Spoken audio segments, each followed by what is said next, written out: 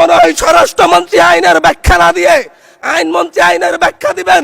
স্বরাষ্ট্রমন্ত্রীর এসবে মনোযোগ দেওয়া দরকার। স্বরাষ্ট্রমন্ত্রীর মনোযোগ দেওয়া দরকার।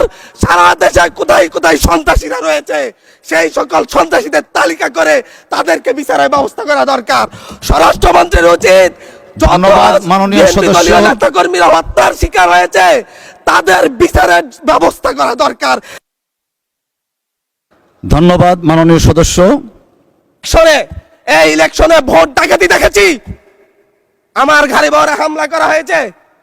আমি কি এই ইলেকশনের জন্য নিজের রক্ত জড়িয়েছি? আমি আজকে স্বরাষ্ট্রমন্ত্রী আছেন, মাননীয় প্রধানমন্ত্রী আছেন, আমি এখানে প্রশ্ন করি আমি কি রক্ত জড়িয়েছি? আমরা রক্ত জড়িয়েছি বলে আপনারা আজকে সংসদে প্রধানমন্ত্রী স্বরাষ্ট্রমন্ত্রী হয়েছেন। রক্ত ঝরার পরে রক্ত জড়িয়ে গুলিবিদ্ধ হয়ে 3 দিনের মাথায় গুলিবিদ্ধ হয়ে দয়া করে থামুন মাননীয় সংসদ সদস্য, আপনার বক্তব্য অব্যাহত রাখুন। 144 ধারার মধ্যে আবার নিজে গুলিবিদ্ধ পা নিয়ে বের হয়ে গিয়ে সংবাদ সম্মেলন করে বলেছি আবার রাস্তায় নামুন, হাজরা প্রতিহত হতে হবে।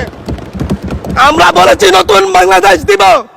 আমরা নতুন বাংলাদেশ আবার প্রতারণার রাজনীতি দেখতে চাই না, প্রবঞ্চনার রাজনীতি দেখতে চাই না।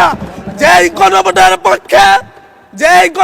পক্ষে আমাদের মাননীয় প্রধানমন্ত্রী প্রচারণা চালিয়েছেন, যে আদেশের পক্ষে মাননীয় সরকার দলীয় সংসদ সদস্যরা প্রচারণা চালিয়েছেন, আজকে এখানে এসে কেন এটা নিয়ে আবার দীর্ঘ আলোচনা হতে হবে? আমরা 90-এর গণঅভ্যুত্থানের কথা বলে যাই নাই। 3 জোটের রূপরেখা হয়েছে, বাংলাদেশ গণতান্ত্রিক ভাবে উত্তীর্ণ হবে কথা দেওয়া হয়েছিল, কিন্তু 94 সালের মাগুরার নির্বাচন কারা আয়োজন করেছিল? কারা 94 সালে মাগুরার নির্বাচন আয়োজন করেছিল? আজকে আবার এই সংসদে দাঁড়িয়ে আবার এমন একটা ব্যবস্থা নিয়ে যাচ্ছেন, আরেকবার যে মাগুরার নির্বাচন আয়োজন করবেন না এর নিশ্চয়তা কে দিবে?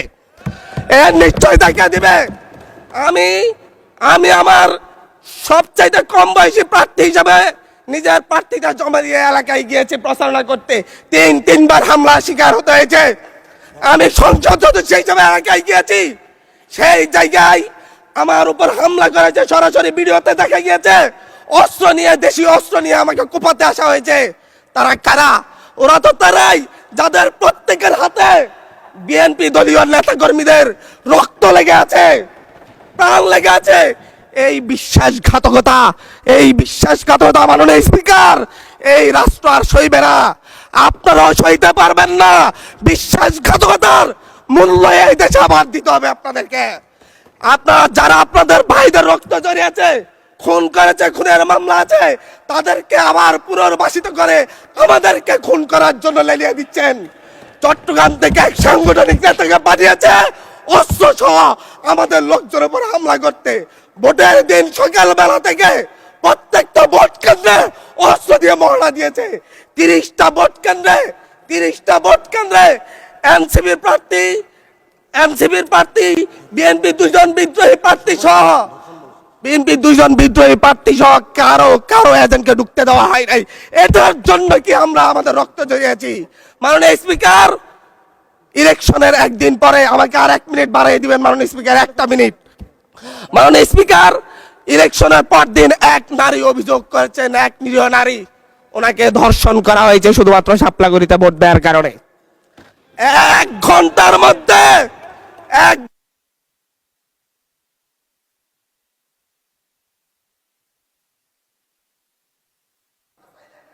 ধন্যবাদ মাননীয় সংসদ।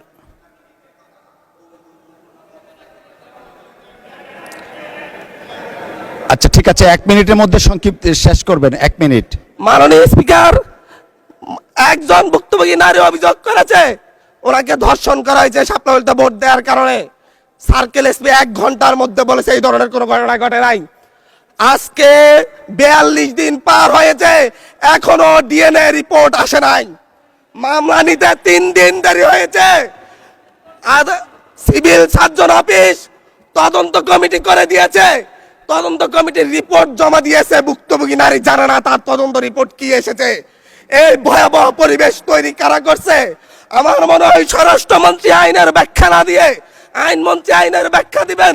স্বরাষ্ট্রমন্ত্রীর এসবে মনোযোগ দেওয়া দরকার। স্বরাষ্ট্রমন্ত্রীর মনোযোগ দেওয়া দরকার। সারা দেশে কোথায় কোথায় সন্ত্রাসীরা রয়েছে সেই সকল সন্ত্রাসীদের তালিকা করে তাদেরকে বিচারের ব্যবস্থা করা দরকার। স্বরাষ্ট্রমন্ত্রীর উচিত ধন্যবাদ মাননীয় সদস্য। নেতা কর্মীরা হত্যার শিকার হয়েছে তাদের বিচারের ব্যবস্থা করা দরকার। ধন্যবাদ মাননীয় সদস্য।